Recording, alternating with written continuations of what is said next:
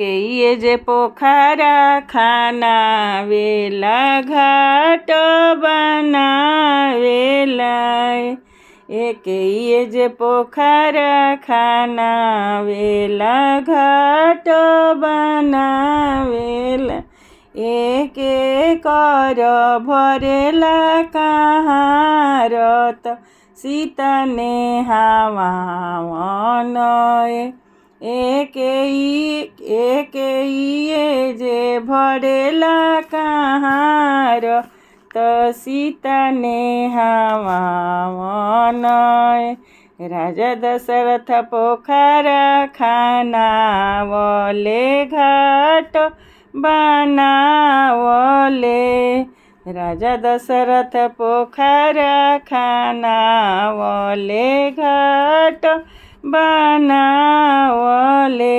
ए सीता के होला नेहवावन भरेला कहार।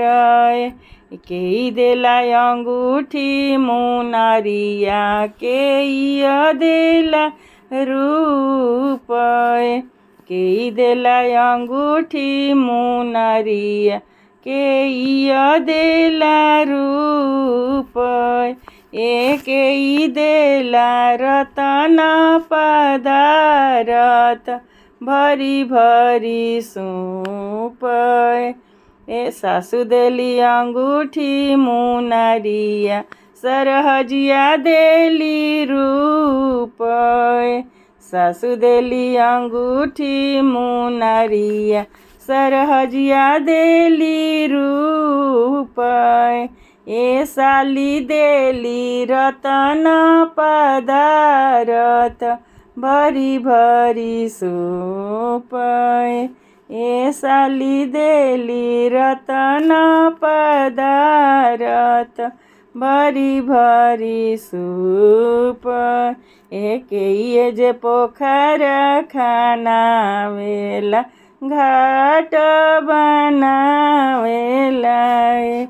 एके कर भरेला कहारत सीता नेहावन।